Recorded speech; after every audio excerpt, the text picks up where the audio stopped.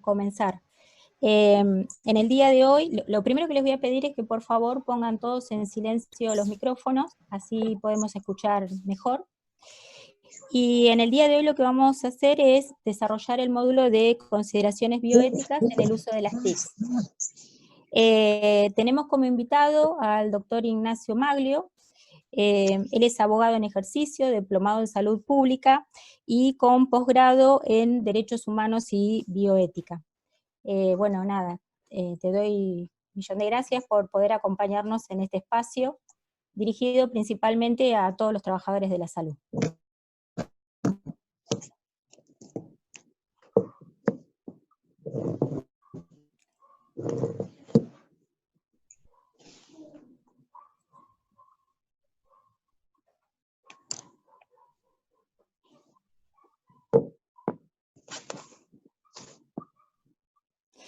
¿Dónde estás?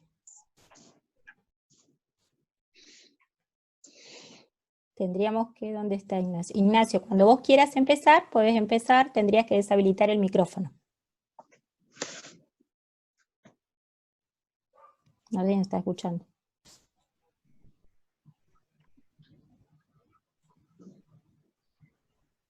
¿Y no me haces unos mates?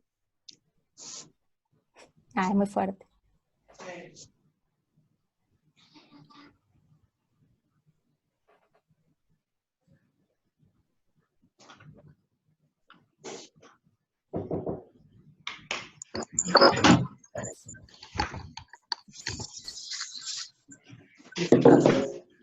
Bueno, no sé si me están escuchando y si están viendo la presentación en la pantalla. Sí, perfecto. Sí, las dos cosas. Bueno, genial. Bueno, como decía antes, agradecer la invitación a ti por la presentación, a Ana, y si son tan amables, si podemos mutearlos, porque estoy escuchando muchos ruidos e interferencias, y alguien que recién acaba de pedir si le podían preparar unos mates, así que si me puede llegar a mí también, me vendrían bárbaros. Bueno, como bien decía en la presentación, soy abogado, me encanta estar aquí a pesar de la distancia. Estuve muchas veces en Bahía Blanca, tenemos amigas y amigos allí, así que es una buena oportunidad para reencontrarnos, ¿sí?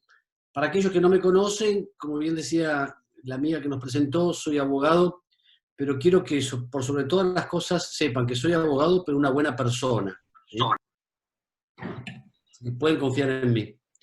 Bueno, vamos a hablar hoy, media hora, 40 minutos, sobre el tema que me pidieron, que son algunas consideraciones bioéticas en el uso de las tecnologías de información y comunicación, con especial foco en todo lo que tiene que ver, como he visto a lo largo del curso que están desarrollando, con especial foco en lo que significa la telemedicina. Como ustedes saben, la telemedicina hace tiempo ya está entre nosotros. La pandemia por coronavirus, COVID-19, no ha hecho más que acelerar, digamos, de alguna forma las necesidades y los procesos de implementación. Claramente, nosotros lo que pensamos es que todos estos procesos de digitalización de la medicina, hoy llamamos medicina digital o salud digital a todo esto, generan por momentos preocupación, por momentos confusión, porque claro, estamos asistiendo a un momento histórico de la historia de las ciencias de la salud y de la medicina, en donde vamos a ver que en los próximos 5 años, 7 o 10 años, la medicina va a evolucionar mucho más rápido que en los últimos 2500 años. Fíjense ustedes lo que significa para cada una de nuestras cabezas, corazones y almas adaptarnos al mayor cambio en la historia de la medicina. 5 lustros contra 25 siglos, en donde lo que se pone en juego es aquel sistema de atención médica tradicional con fundamento hipocrático, en aquella forma de pensar al médico como medeo, como el que cuidaba, más que como el que curaba, y donde la presencia, la relación presencial, el estar, era una forma significativa que le daba y que configuraba la relación médico-paciente. Si alguien le hubiera preguntado a Hipócrates si preveía alguna forma de una atención médica remota, esto era impensado. porque justamente clínica viene de aquel verbo latino inclinare, que era el que se inclinaba sobre la cama cerca del paciente para desarrollar esas artes de la clínica, ¿no? Que tenían que ver con poder escuchar, con poder palpar, con poder tocar, con poder hablar, con poder sentir esa presencia. Lo que vemos ahora es que uno de los fenómenos más, digamos, disruptivos que plantean esta digitalización es la atención remota, ¿verdad? Donde tocamos monitores, no tocamos piel, no vemos, no sentimos, no podemos oler, no podemos sentir esa presencia, ¿no? Y donde muchas veces a través, inclusive hoy se están realizando exámenes clínicos remotos sin necesidad de la presencia del paciente. Y esto, claro, pone en crisis y nos obliga a pensar tanto los riesgos como los beneficios.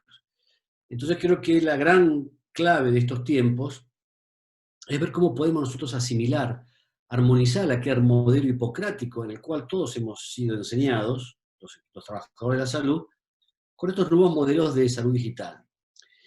Mi hijo se recibió el año pasado de médico y le pregunté, Juan, ¿ustedes estudiaron en la facultad, por ejemplo, no sé, temas de Big Data, inteligencia artificial, telemedicina? Y me dijo, no, papá, la verdad que no tenemos, y no tengo idea de lo que me estás hablando. O sea que fíjense ustedes, esto aumenta mucho más la necesidad de que podamos ir reflexionando críticamente sobre lo que nos está pasando, porque nadie nos entrenó. Y también la forma en que los medios reproducen esta singularidad de la atención remota, ¿no? Fíjense, ya hace unos 2 años atrás, esta etapa de Clarín mencionaba y decía, la telemedicina crece en el país y hasta los casos de gripe se curan por internet, ¿no? Parecería ser que se está viendo, ¿no?, una especie de adoración tecnológica de supremacía del aparato sobre el hombre, donde parece ser que las gripes se curan por los aparatos, por la web, y no por hombres y mujeres que son justamente los que están allí detrás dando soluciones terapéuticas o alternativas de cuidado. Y también, fíjense, esta promoción a mí me parece más una propaganda de Tinder, ¿no? O de cualquier app de relación entre hombres y mujeres, o entre cualquiera que quiera vincularse, más que una promoción de una aplicación de telemedicina, ¿no? Esta es una aplicación de telemedicina de asistencia médica para viajeros. Vemos aquí esa chica que está maravillada hablando por su teléfono con un médico que en vez de un médico parece un actor de Hollywood, ¿no? Entonces, yo creo que esta expectativa también que se pone demasiado, esa focalización en el encuentro virtual es un riesgo a que tenemos que estar claramente atentos. Porque como ustedes saben bien, y como decía Alma Ata, desde hace ya muchos años hay una sola medicina, que es la que cura, pero puede haber muchas formas de curar. Y bueno, la telemedicina es una forma, como bien le dice la OMS, es una forma nueva, pero en donde tenemos que ir tomando en cuenta la prudencia. Si quizás hay alguna, digamos, habilidad, yo diría alguna virtud que tenemos que tener presente en estos tiempos es la prudencia, ¿no? La prudencia, el justo medio, ¿no? Eso que los clásicos ya decían, nada en demasía. Porque justamente uno de los riesgos de la presencia de la digitalización es cuando se convierten en omnipresentes. Es decir, cuando reemplazan a las relaciones humanas reales, de carne y hueso, presenciales. Y este es uno de los riesgos claros para la medicina y para la atención médica y para la ciencia de la salud. Este pensamiento, esta reflexión, es, a mi juicio, para mí uno de los pensadores contemporáneos más lúcidos, que habla sobre los riesgos de la deshumanización. Todavía no les voy a decir quién dijo esto para evitar riesgos o sesgos de prejuicio.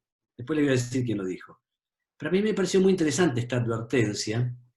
Por eso la primera recomendación que les puedo hacer ahora sobre telemedicina, en atención primaria o en atención médica, es que por lo menos un encuentro presencial debe haber, para ponernos de acuerdo en determinadas formas de guiarnos y de comunicarnos.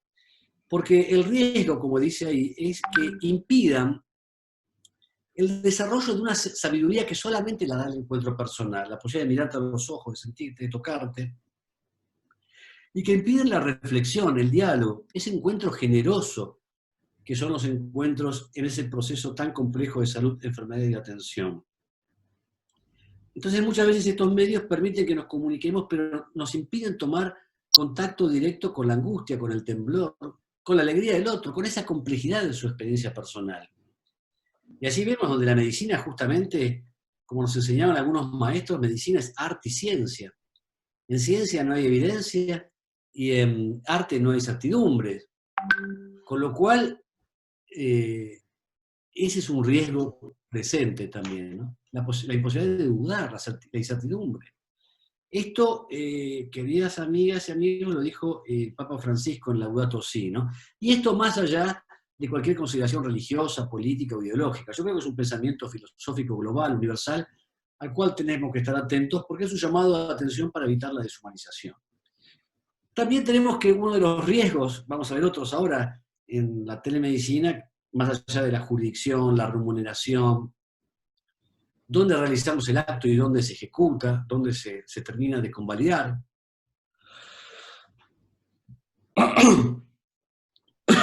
Perdón. Pero uno de los riesgos claros que vemos aquí es la protección de la privacidad. Y este creo que es un tema muy importante que lo puedan tener en cuenta, que es un problema ético, es un problema moral, pero es un problema jurídico. Yo sé que ustedes ya estuvieron viendo algo sobre cuestiones jurídicas en telemedicina con un colega, pero al final yo les voy a dar algunas recomendaciones para que puedan tener en cuenta. Porque como decíamos antes, esta figura a mí siempre me gusta usarla, porque decimos que la protección de la intimidad de los pacientes es muy importante, es uno de los derechos más importantes, pero también el más frágil, ¿no?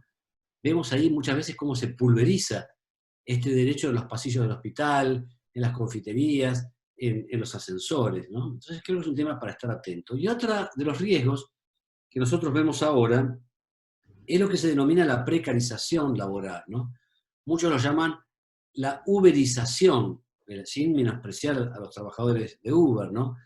Pero como para significar que muchas empresas a veces, no digo que sea esto un problema generalizado, pero que puedan utilizar estas plataformas digitales como un sistema de precarización, de que sea una medicina barata, a la carta, y que esto signifique un ahorro para las empresas de salud y una disminución de los ingresos, en definitiva, de la precarización laboral.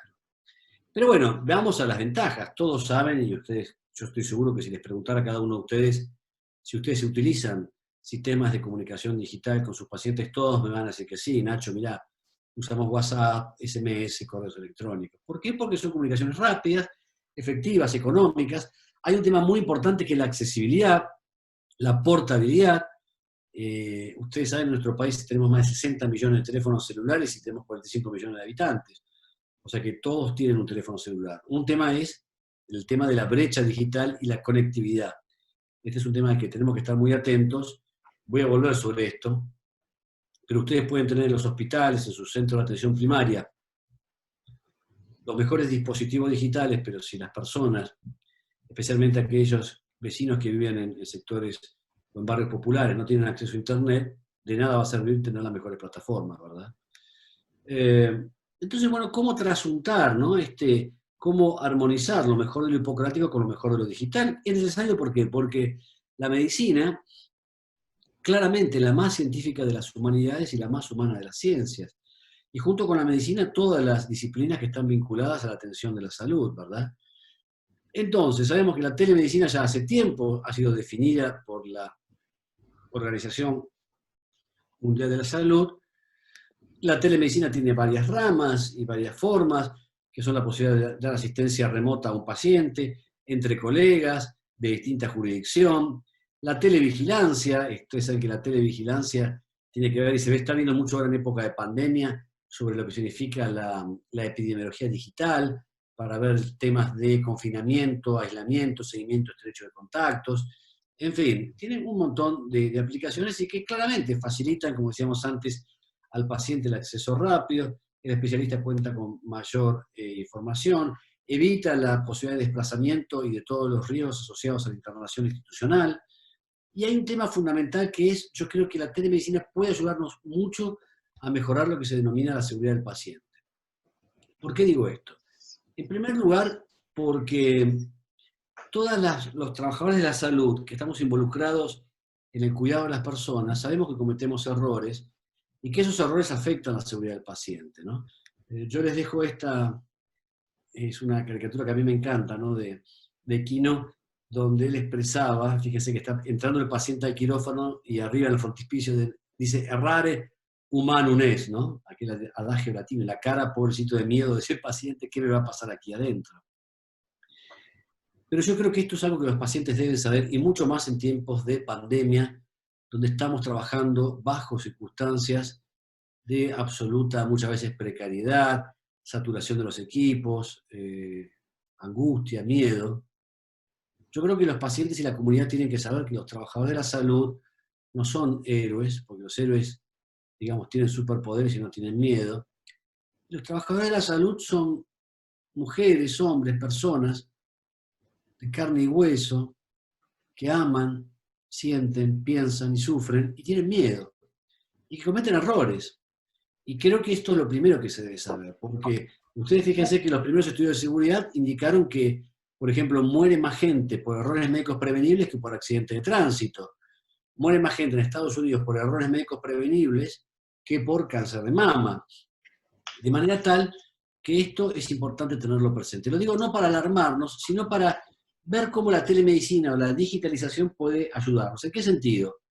Si uno observa de todos estos daños, de todos estos errores, mueren 500.000 de personas en Estados Unidos solamente por errores médicos, hay una causa común, digamos, una raíz común, que tiene que ver con los problemas de comunicación.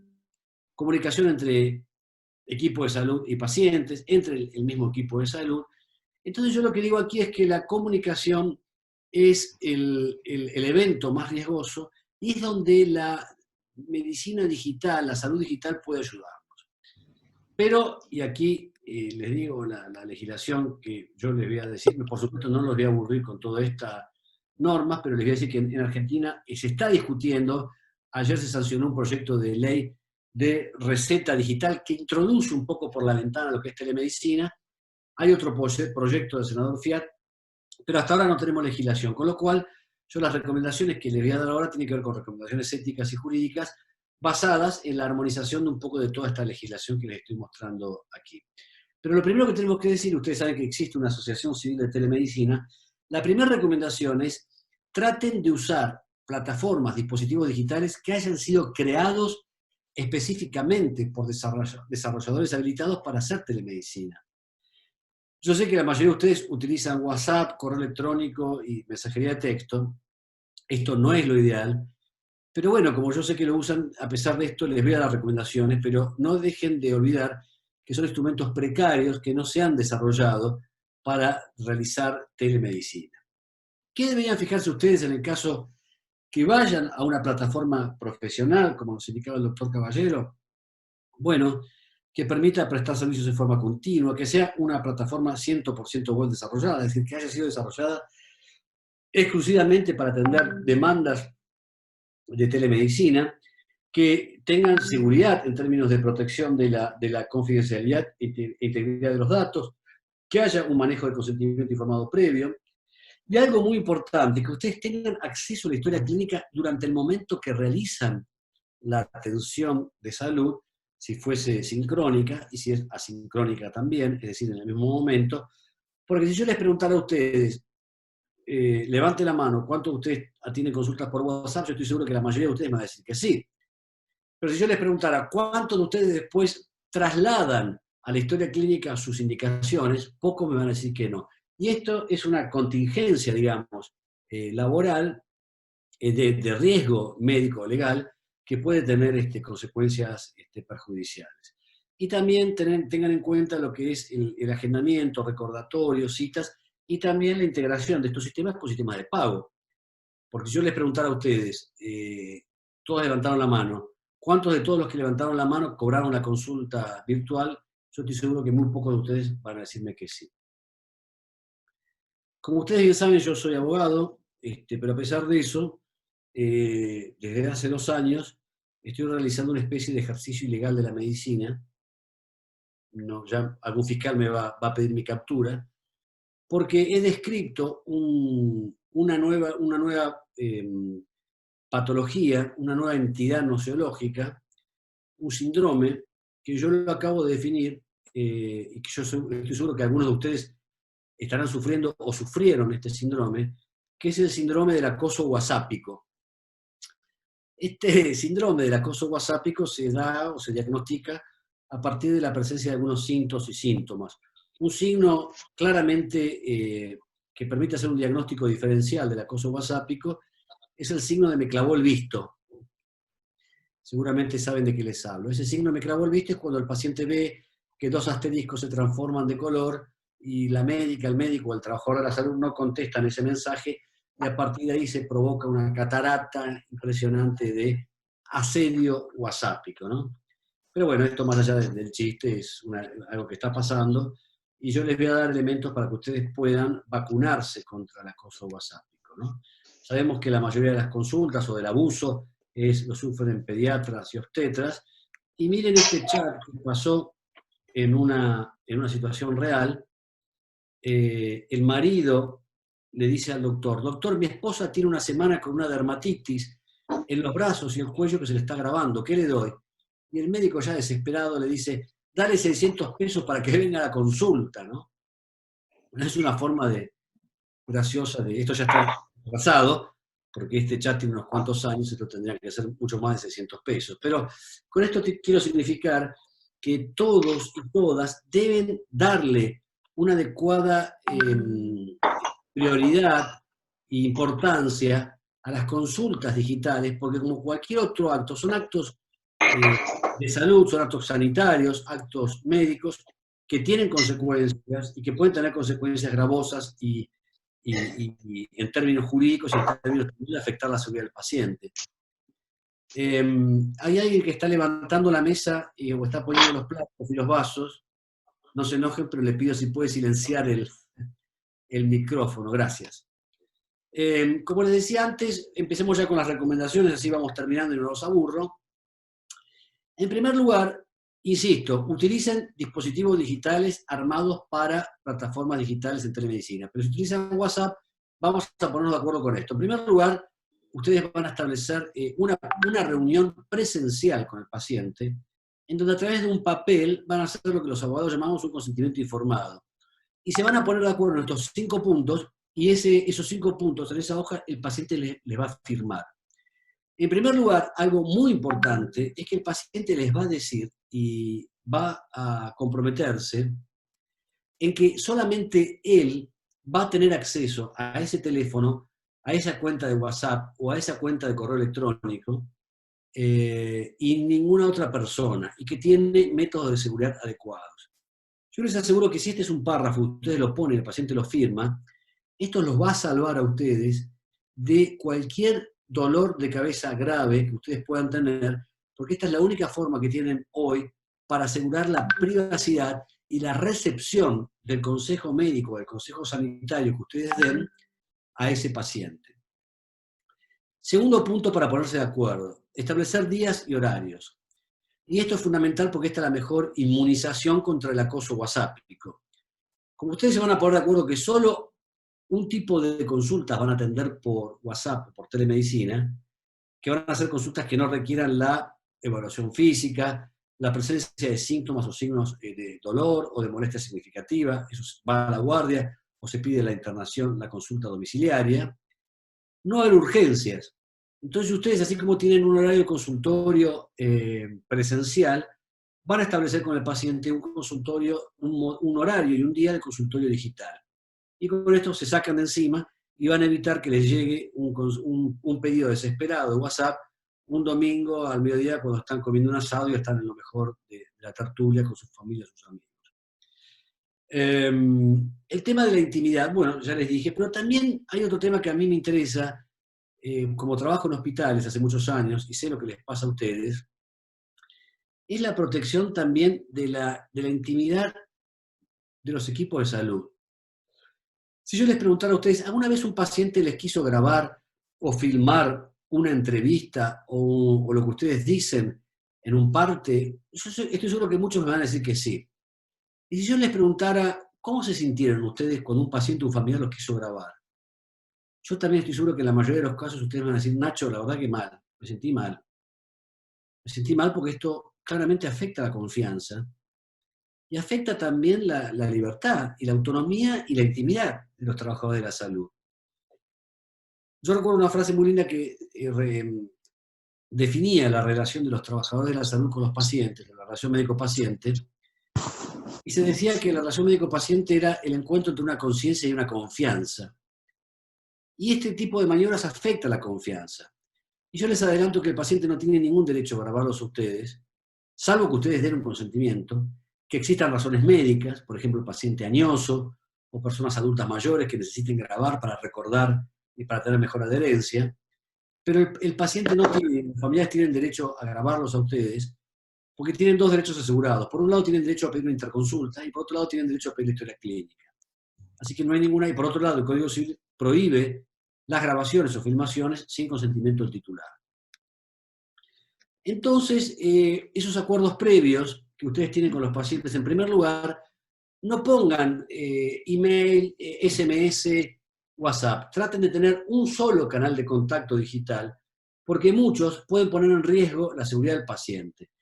Muy atentos también a la historia clínica. Si no tienen en ese momento la historia clínica, acordarse de pasar esas recomendaciones a las historias clínicas. A los seguros médicos o a los seguros de responsabilidad civil que tengan, consúltenles, en general esto está casi siempre, incluido, pero consulten por las dudas, porque hay algunos casos en que no, si están incluidas dentro de la póliza de responsabilidad, las consultas por telemedicina. Finalmente, en épocas de pandemia, recuerden que el uso de celulares en instituciones de salud hoy tiene el riesgo de propagación del coronavirus, y aquí yo les dejo las recomendaciones de la SALI, que no son muy conocidas, sobre la decontaminación y la limpieza de los teléfonos o los dispositivos celulares. Para ir terminando, porque yo no quiero que esto sea una clase magistral, ni mucho menos, quiero que sea una herramienta para que les sirva a ustedes en el trabajo, en el laburo cotidiano, les dejo aquí un modelo de consentimiento que yo hice para la atención reumatológica, pero que aplica para cualquier especialidad médica o para cualquier trabajador de la salud. Les dejo un modelo de lo que a mi juicio debía ser un consentimiento informado, que suscribe al paciente y que tiene en cuenta todas estas cuestiones que yo también les indiqué hasta aquí. Bueno, proyectos regulatorios, como les dije antes, hay un proyecto, no les voy a aburrir con esto, del senador Fiat sobre salud digital.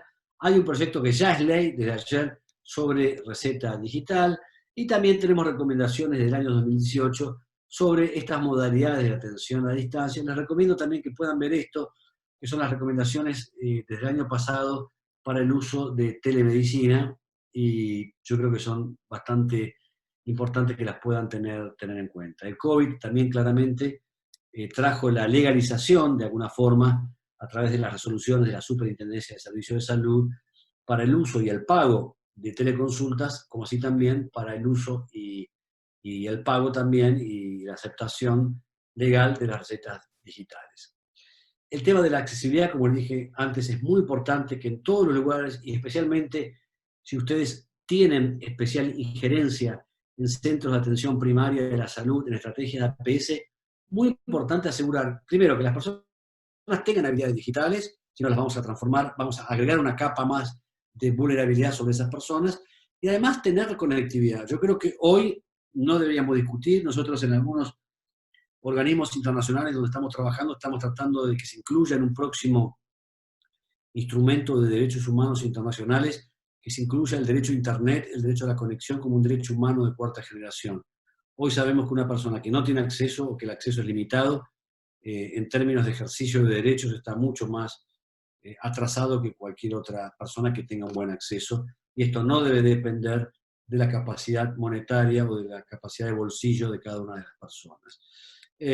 Bien, para ir terminando un poco, una reflexión final que tiene que ver con la ética de la responsabilidad, con la ética del cuidado y con la ética de la atención en salud, que es esta posibilidad de que los humanos podamos ser reemplazados por las máquinas, ¿no? Y esto claramente yo creo que es una ilusión, más allá de que hoy tenemos modelos de análisis de datos, de deep learning, de aprendizaje profundo, inteligencia artificial, donde algunas máquinas, algunos sistemas están diagnosticando con mayor precisión que algunos médicos y médicas calificadas, entendemos que, como decía bien Watson hace muchos años atrás, las máquinas pueden darnos algo que es muy importante, que darnos más tiempo para pensar, pero nunca van a pensar por nosotros. Y sobre todo, nunca van a poder ejercer estas 5 habilidades que son habilidades básicamente humanas, que tienen que ver con el sentido común, el sentido del humor, la valoración moral, la reflexión crítica sobre esos valores morales en nuestro trabajo cotidiano, que es la ética, y finalmente la compasión. Me detengo 5 minutos sobre la compasión para terminar. La compasión, queridas amigas y amigos, no es lo que uno a veces piensa que es la lástima o un sentido de menosprecio, todo por el contrario. La compasión yo creo que es el motor y el fundamento de la vocación en los trabajadores de la salud. Yo creo que si todos nosotros hemos decidido ser trabajadores de la salud, trabajadores sociales, es porque detrás de esa decisión hay una actitud compasiva. Compasiva en el sentido de que la compasión se interpreta y se define como ese sentimiento básico de apertura, de sensibilidad frente al que sufre, y ese deseo irrefrenable, ¿no?, de querer cuidar y aliviar ese sufrimiento. Recordemos a Potter, a Trudeau, cuando él mandó a escribir en su epitafio algo que decía algo así como que la medicina, mirá, basta, no es el arte de curar. Este es un verso de 2500 años. La medicina debería ser intentar curar a veces, aliviar a menudo y confortar siempre, ¿no? Esa posibilidad de la sanación. Y eso lo da la compasión, el ejercicio de la palabra, ¿no? Y no inventamos nada, ya Hipócrates lo decía desde la escuela de Kos, desde esa isla, en la Grecia antigua, ¿no? Él decía, es más importante saber qué tipo de persona tiene una enfermedad que saber qué tipo de enfermedad tiene una persona. La necesidad de rehumanizar la atención de la salud. Y ya, fíjense, Patch Adams, que nos enseñó con la sonrisa, como payamédico, él decía, en la escuela no te enseñan que el amor es lo más importante de la vida.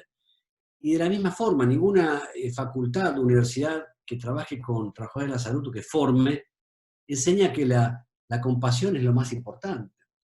Y si quieren evidencia, les voy a dar evidencia. Hay varias publicaciones, ustedes pueden, inclusive hay un libro, Compassionomics, que lo recomiendo, sobre distintos estudios. Este estudio, por ejemplo, reveló, hace ya 10 años, que pacientes con cáncer metastásico de pulmón, unos fueron asignados a tratamiento oncológico estándar y otro a tratamiento oncológico estándar más atención compasiva. Y fíjense que aquellos que tuvieron atención compasiva tuvieron menor número de pacientes con depresión, mayor calidad de vida, mayor supervivencia. Otros estudios también establecieron que médicos, fíjense qué interesante, el contacto físico, ¿no?, ese medical touch, que la telemedicina no lo va a poder reemplazar. Por más que pongamos sensores en una pantalla, ¿no?, esa sensación de cercanía, esa posibilidad de mirarte, de sentirte presente, de estar, ¿no?, sentirte presente y estar, son irreemplazables. Aquellos pacientes que se sintieron tocados por sus médicas, sus médicos, sintieron que el tiempo, fíjense ustedes qué maravilloso, duró el doble de lo que efectivamente duró. Y también esto, yo lo veo hoy en el Hospital Muniz, donde trabajo, y donde quiero hacer un homenaje a todos los trabajadores y las trabajadoras de la salud que están poniendo el pecho, el alma. Hoy tenemos una situación no de desborde, pero estamos casi al límite del trabajo, con pacientes COVID. Aquellos que tienen actitud compasiva y atención compasiva, y lo veo, nadie me lo explicó, a pesar de que tenemos estudios, tienen menos estrés, menor cansancio y menos riesgo de burnout. Entonces, para no aburrirlos más, ya estamos dentro del plazo. Aquí lo más importante, y yo creo que si hay alguna conclusión que podría compartir con ustedes es esta. Como les decía al comienzo, término medio, nada en demasía, ¿no? Ni tecnofobia ni tecnolatría. Tecnosabiduría, diríamos en términos aristotélicos. El justo medio. Y finalmente, creo que lo más importante es que la telemedicina es un instrumento, ¿sí? Por eso, hoy más que nunca, tenemos que ser amos de la tecnología y nunca sus esclavos. Bueno, les agradezco mucho la atención y creo que ahora sí dejo de compartir y viene lo mejor, que es la posibilidad de escucharlos y escucharlas a ustedes.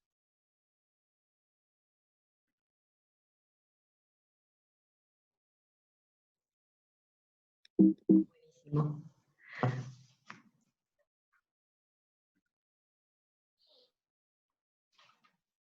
¿Hay alguien ahí? Sí, Me siento solo.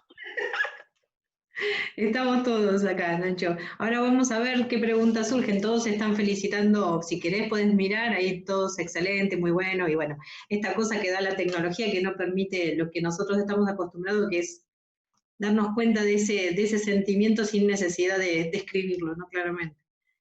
La presencialidad en eso es irreemplazable. Sandri, no sé si vos querés. ¿Dónde estará Sandrita? No, yo la verdad que te escuché atentamente y tocaste un montón de conceptos, me pareció la verdad muy genial. Pero me quedé un poco reflexionando en lo último, donde vos decías esto, el beneficio que tiene también este tema de la compasión sobre los profesionales de la salud, que vos habías visto que tienen menos estrés, menos burnout. Y entonces me pregunto, porque claramente ahora la gran mayoría de los profesionales es al revés, en distintos lugares se están planteando los sistemas de rotación porque no están bien, porque anímicamente tampoco están bien. Entonces, no sé, como me hizo ruido ese concepto de compasión y ese estudio que vos estabas comentando. Sí, sí, bueno, es clara la diferencia en el sentido de que uno puede decir, aquí lo que tenemos que tener en cuenta y lo que ha dejado en claro la epidemia desnudó, digamos, la precariedad del ejercicio profesional de todos los trabajadores de la salud. A mí me encanta que a las 9 salgan a aplaudir, pero me parece que es un reconocimiento tardío, injusto e ingrato para los trabajadores de la salud. Nos aplauden ahora porque lo necesitan.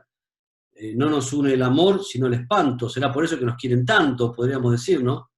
Utilizando esa remañida frase de Borges. Pero, a ver, yo creo que las dos cosas que dije son compatibles. Creo que la atención compasiva genera menos estrés para los equipos de salud, pero eso no significa que tengan que hacer guardia de 24 horas o tengan que trabajar a destajo. Porque, claro, sabemos que los trabajadores son hombres y mujeres de carne y hueso que tienen miedo y que tienen límites. Yo creo que son dos cosas distintas. Una cosa es la atención compasiva en un trabajo digno, genera menos estrés. Pero ahora, cuando hay indignidad, esto significa, cuando a mí me hacen laburar más de 8 horas por día, sin protección, porque acá una cosa es, los equipos de protección personal, está fenómeno, todos tenemos barbijo quirúrgico, todos tenemos, pero las instituciones también nos tienen que dar condiciones espirituales que garanticen buenas prácticas. Y una de las características de las condiciones espirituales es tener descanso, alimento, supervisión institucional, muy importante, ¿verdad? Entonces, eso es lo que yo, digamos, digo, pregono y reclamo todos los días. Sí, quizás yo en esa línea también pensaba en relación a la comunidad, es decir, a la población, porque así como vos bien decís que la pandemia vino a dejar al descubierto las precariedades propias del trabajo, pensar en esto de la utilización de las TICs como una posibilidad para garantizar cierta accesibilidad al derecho a la salud, pero que hasta qué punto no termina también precarizando, ¿sí?, la atención de algunas personas. Lo veo concretamente se han disminuido la oferta de turnos en las unidades sanitarias, porque tiene que ver con la disponibilidad, el acceso a las personas físicamente, ¿no?, en las unidades sanitarias, y por el otro lado uno piensa hasta qué punto algo que se supone vino a garantizar cierta accesibilidad no termina precarizando también la asistencia. Entonces, ¿cómo poder, esto que vos planteabas, tener ese punto medio entre estas dos cuestiones, ¿no?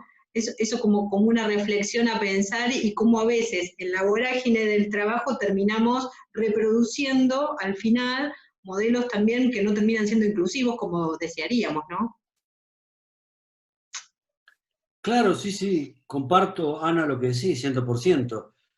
Yo creo que lo que tenemos que evitar es la naturalización, acostumbrarnos y a legitimar un status quo que no nos sirve. No le sirve a la gente y no le sirve a los equipos de salud. Entonces a mí me gustaría a mí me gustó siempre una frase de Camus que decía, en el mundo siempre hubo pestes y guerras, pero siempre toman a la gente desprevenida. Sí. Entonces, a mí lo que me gustaría es que la próxima pandemia nos encuentre con un sistema de salud pública robusto, fortalecido, con foco en la atención primaria, con trabajadores de la salud dignificados, que no tengan que tener... Vos fijate que otra de las tragedias sanitarias es la infección de los trabajadores de la salud, la prevalencia. Estamos en un orden del 10, 12%, en algunos lugares el 8%, y la mayor explicación de la infección en los trabajadores de la salud es el pluriempleo. Entonces esto también es una aberración laboral. No podemos aceptar que un trabajador de la salud tenga 4 o 5 laburos para tener el ingreso equivalente a 2 canastas familiares. Entonces me parece que esto también tenemos que pensarlo y que reclamarlo activamente, ¿no?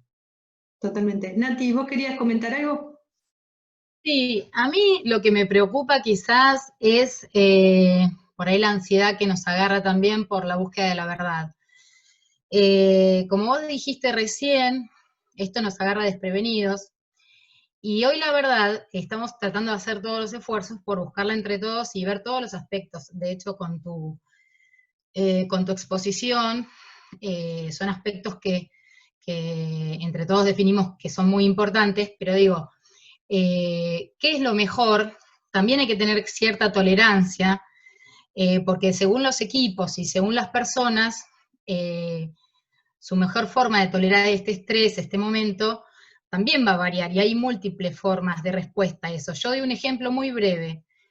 En el centro respiratorio donde estamos, hubo un conflicto por diferencias en cómo paliaban el estrés entre compañeras enfermeras.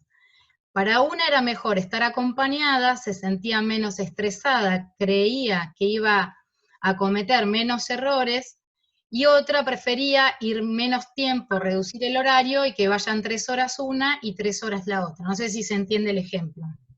Entonces, era tan válido para mí, digamos, escuchar. Eran 2 posiciones diferentes. A una la estresaba más estar sola y a la otra la estresaba más estar muchas horas expuesta al trabajo. Entonces, digo, en esto de buscar respuestas, ¿cómo se diría?, estandarizadas para todos, hay que tener mucho cuidado, creo yo, ¿no?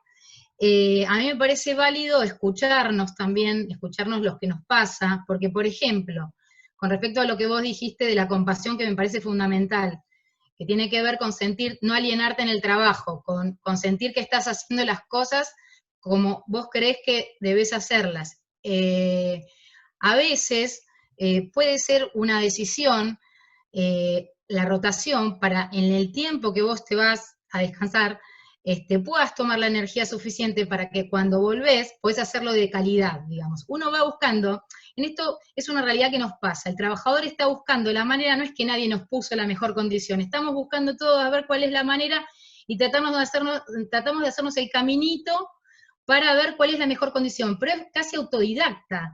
Entonces, hay un montón de autodidactas que no es que no tienen en cuenta, porque capaz que el otro se enoja porque vos tuviste en cuenta una cosa y para el otro es una prioridad otra, ¿sí? Digo, ¿cómo, no sé qué palabra ponerle a eso, cómo rescatar esa dimensión? No sé qué decís vos, Ignacio. Bueno, Nati, me parece que tu reflexión es muy oportuna, pero yo creo que hay 2 extremos que son riesgosos. Un extremo es la uniformalidad, lo que decís vos, ¿no? De pensar que todo es lo mismo para todos. Y el otro extremo es el relativismo. Es decir, el relativismo es decir, una excesiva singularidad y autonomía donde cada uno hace lo que le parece, y esto nos hemos dado cuenta en distintos trabajadores de la salud, cuando uno hace lo que quiere o lo que piensa que es mejor, termina afectando el conjunto. Entonces, me parece que tu reflexión, Nati, es muy buena, porque justamente el desafío es entre la singularidad y el relativismo y la universalidad. Para eso, yo lo que creo es que tenemos que tener un piso mínimo de dignidad, tenemos que tener. Es decir, por ejemplo, sabemos, hay estudios sobre el impacto de la deprivación de sueño, de las guardias, en los trabajadores de la salud. Todos los estudios en el mundo y en la Argentina que se hicieron sobre deprivación de sueño, la guardia, establecen que afecta la velocidad de reacción en más del 80%. Entonces, al tener esa evidencia, lo primero que tenemos que poner de acuerdo es que nadie puede hacer más guardia de 24 horas, y mucho menos en pandemia. Entonces, ese sería el piso mínimo. Ahora, en las circunstancias en que uno realiza el laburo, la guardia, yo estoy de acuerdo con vos, Nati, que habrá que tener en cuenta preferencias particulares, digamos, en la medida, y yo creo que la medida, ahí el límite ético y jurídico sería en la medida que no afecten a los demás. Entonces, en la medida que no afecten a los demás, si esas preferencias particulares tienen que ver con el desempeño, con un mejor desempeño, bienvenidos sean. Yo un poco me parece que la clave está ahí, tener un piso mínimo sobre el cual no puedes descender, y de ahí, digamos, respetar, no solamente respetar, sino enriquecerte con las diferencias. Sí, yo también quería aclarar que me refiero también a la productividad, que quieras o no, todos medimos. Entonces vos me decís, bueno, la misma persona en 3 horas, porque reduce sus horas de exposición, quizás rinde mucho más que si la dejo 6 horas versus la otra, que va a rendir mucho menos. A mí me molesta pensarlo en productividad, pero pensando más que en productividad, quizás en la oferta que uno puede sostener, en este caso, éticamente como oferta a los usuarios, a los vecinos, a las personas que se acercan a buscar atención, ¿no? Pensando en que sin reducir ese número de respuesta ni la calidad de la atención,